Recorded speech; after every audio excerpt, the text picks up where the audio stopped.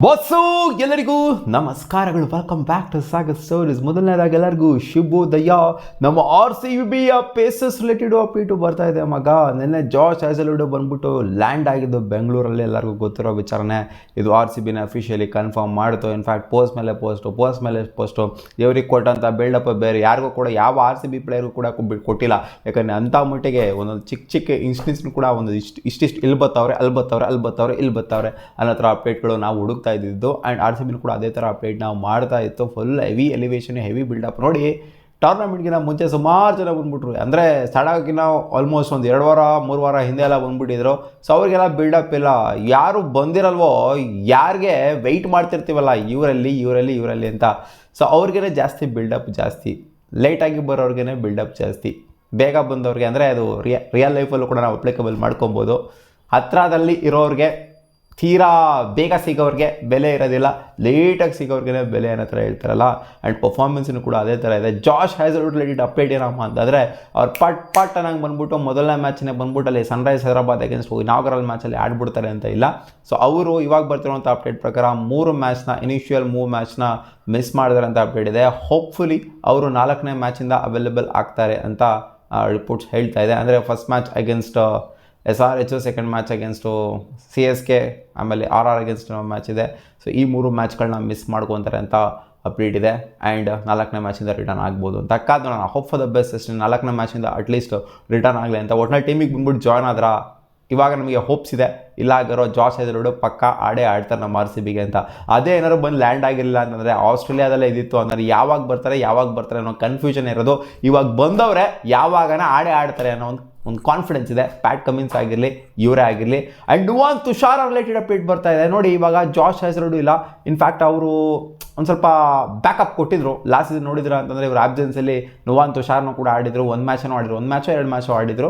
So Nuvan Tushar ಒಳ್ಳೆ bowler. So ಇವ್ರಿಗೇನಾಗಿದೆ ಅಂತಂದರೆ ಕ್ಲಿಯರೆನ್ಸ್ನ ಕೊಟ್ಟಿಲ್ಲ ಶ್ರೀಲಂಕನ್ ಬೋರ್ಡ್ ಅವರು. ನಿನ್ನೆ ಇದ್ರ ರಿಲೇಟೆಡ್ ಅಪ್ಡೇಟ್ನ ನಾನು ಕೊಟ್ಟಿದ್ದೆ.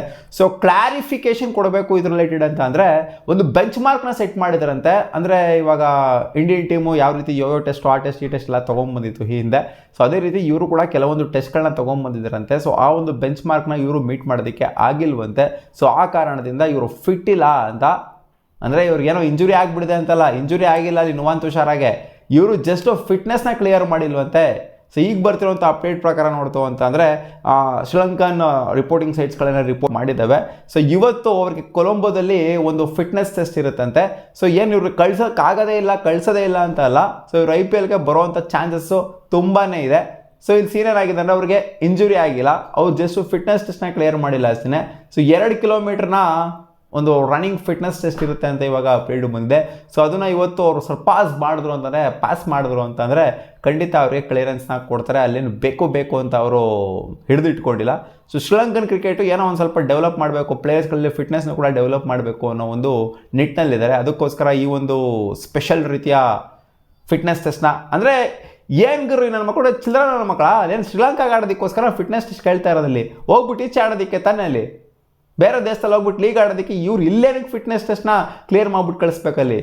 ಅಲ್ಲೇನೋ ವರ್ಲ್ಡ್ ಕಪ್ ಆಡಬೇಕಾದ್ರೂ ಅಥವಾ ಬಯಲಾಟರಲ್ ಸೀರೀಸ್ ಆಡಬೇಕಾದ್ರೂ ಶ್ರೀಲಂಕಾಗೆ ಆಡಬೇಕಾದ್ರೆ ಫಿಟ್ನೆಸ್ ಟೆಸ್ಟ್ನ ಚೆಕ್ ಮಾಡೋದ್ರಲ್ಲಿ ಅರ್ಥ ಇದೆ.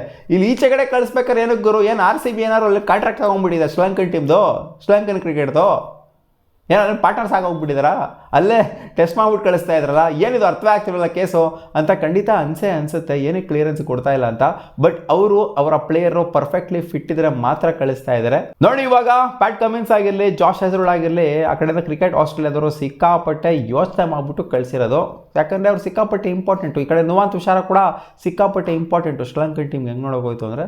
ಸೊ ಅದಕ್ಕೋಸ್ಕರ ಅವರು ಅಲ್ಲಿ ಕ್ಲಿಯರ್ ಆಗಬೇಕು, ಇಲ್ಲಿ ಕ್ಲಿಯರ್ ಆಗಬೇಕು. ಕ್ಲಿಯರ್ ಮಾಡ್ಕೊಂಡು ಹೋಗಪ್ಪ ಚಿನ್ನ, ನೀನು ಫಿಟ್ ಇಲ್ಲ ರಾಜಾ ಅಂತ ಹೇಳಿದ್ದಾರೆ. ಸೊ ಕ್ಲಿಯರ್ ಮಾಡ್ಕೊಂಡು ಬರ್ತಾರೆ ನಂತರ ಕಾಣಿಸಿದೆ. ಸ್ವಲ್ಪ ಡಿಲೇ ಆಗ್ಬೋದು ಅಷ್ಟೇ. ಇವಾಗ ಜಾಶ್ ಹ್ಯಾಸಲ್ವುಡ್ ಕೂಡ ಎಂಟ್ರಿ ಕೊಟ್ಟಿದ್ದಾರೆ, ಬಟ್ ಆಡೋದಕ್ಕಾಗೋದಿಲ್ಲ. ನುವಾನ್ ತುಷಾರ ಕೂಡ ಇಲ್ಲ ಇವಾಗ. ಸೊ ನಮ್ಮ RCBಗೆ ಒಂದು ಸ್ವಲ್ಪ ಕನ್ಸರ್ನ್ ಆಗಿದೆ ಓವರ್ಸೀಸ್ ಬೌಲಿಂಗ್ ಯೂನಿಟ್ ಅಂತ ಬಂದಾಗ. ಬಟ್ ಜೇಕೋಬ್ ಡಫಿ ಇದ್ದಾರೆ. ಒಂಥರ ಒಗ್ಗಟ್ಟಿರಬೇಕು ಸ್ಕ್ವಾಡಲ್ಲಿ. ಎಲ್ಲರೂ ಇತ್ತು ಅಂತಂದರೆ ಒಂಥರ ಮಜಾ. ನೋಡಿ, ಒಬ್ಬ ಪ್ಲೇಯರ್ ಮಿಸ್ ಔಟ್ ಆಯಿತು ಅಂತಂದರೆ, ಈ ಥರ ಮಿಸ್ ಆಯ್ತಾರ ಅಂತಂದರೆ ಒಂದು ಸ್ವಲ್ಪ ಬೇಜಾರಾಗುತ್ತೆ. ಅವ್ರು ಲೆವೆಲ್ ಇರ್ತಾರೋ, ಆಡ್ತಾರೋ ಬಿಡ್ತಾರೋ ಗೊತ್ತಿಲ್ಲ. ಒಟ್ಟಲ್ಲಿ ಒಂದು ಬೆಂಚ್ ಸ್ಟ್ರೆಂತು ನಮಗೆ ಸೈಕಾಗಿರಬೇಕು. ಅವಾಗಲೇ ಒಂಥರ ಒಂದು ಕಾನ್ಫಿಡೆನ್ಸ್ ಅನ್ನೋದು ಬರೋದು. ಆದಷ್ಟು ಬೇಗ ಕ್ಲಿಯರ್ ಮಾಡ್ಕೊಂಬರಲಿ ಇವರ ಒಂದು ಫಿಟ್ನೆಸ್ ಟೆಸ್ಟ್ನ. ಫಿಟ್ ಇದ್ದಾರೆ ಅಂದರೆ ಇಂಜುರಿ ಏನು 5 ಪೈಸದ ಇಂಜುರಿನೂ ಆಗಿಲ್ಲ ಅವ್ರಿಗೆ.